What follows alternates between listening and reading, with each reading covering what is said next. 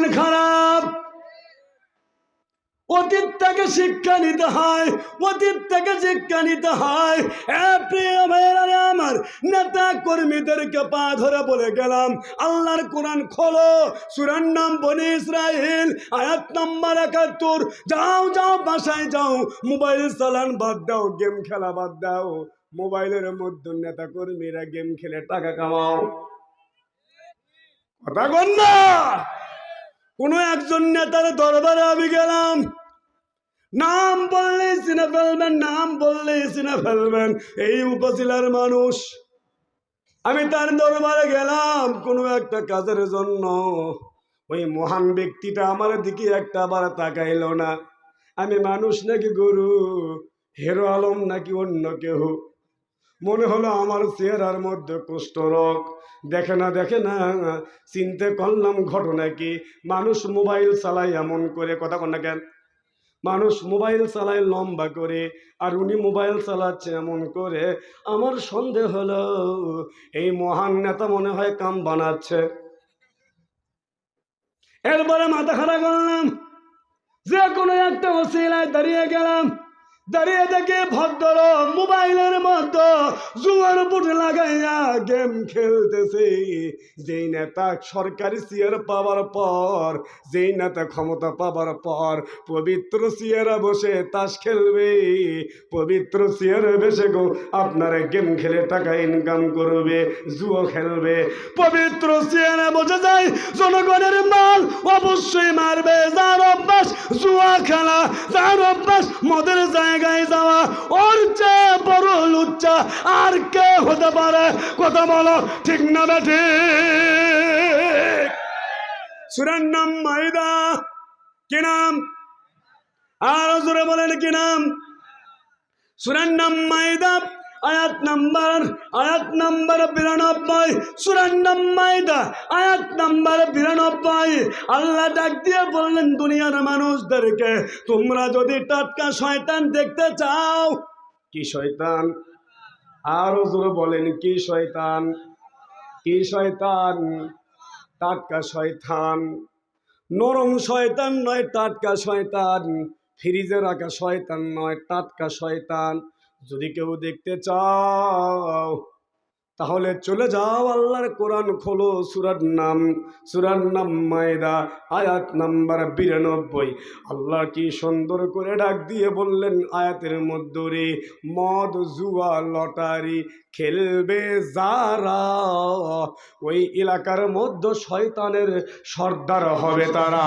আওয়াজ দিয়ে বলো ঠিক না বেঠি? চিন্তা করে দেখলাম, কোন একটা কাজের জন্য নেতার দরবারে গিয়েছিলাম।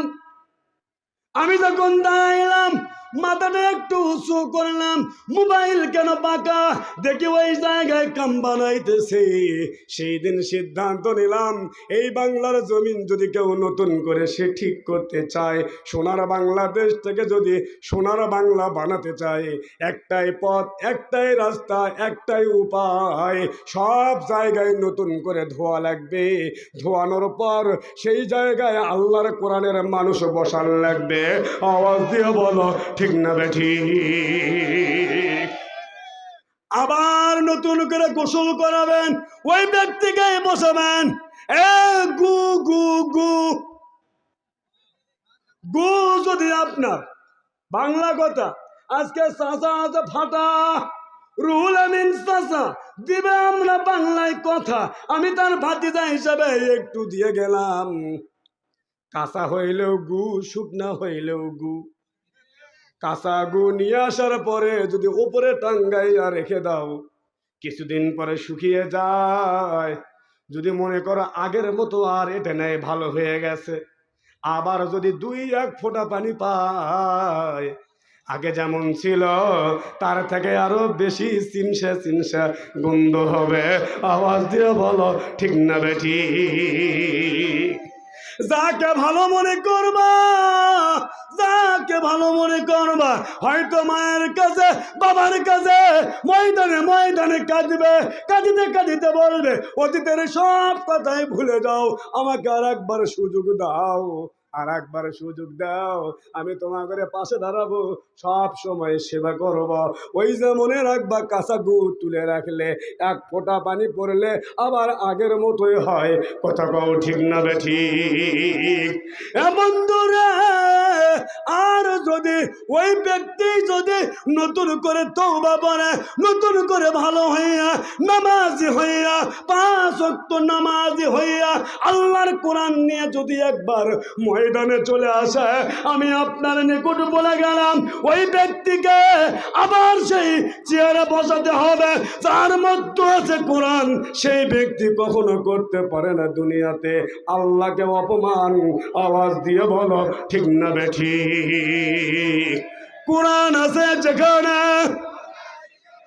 কোরআন আছে যে নেতার হাতে, কোরআন আছে যে নেতার হাতে, আমরা আছি সেখানে।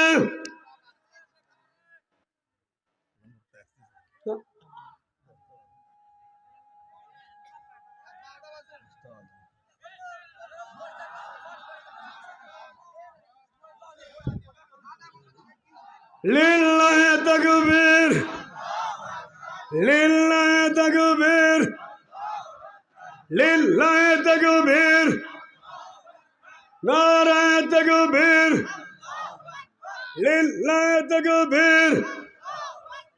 আল কোরআনের আলো, লিল্লাহি তাকবীর, আল কোরআনের আলো, নারায়ে তাকবীর। প্রধান বক্তার আগমন, লিল্লাহি তাকবীর, আল কোরআনের আলো, লিল্লাহি তাকবীর। গাবতলীবাসীর পক্ষ থেকে, গাবতলীবাসীর পক্ষ থেকে রুহুল আমিন যুক্তিবাদী সাহেবের আগমন, রুহুল আমিন যুক্তিবাদী সাহেবের আগমন।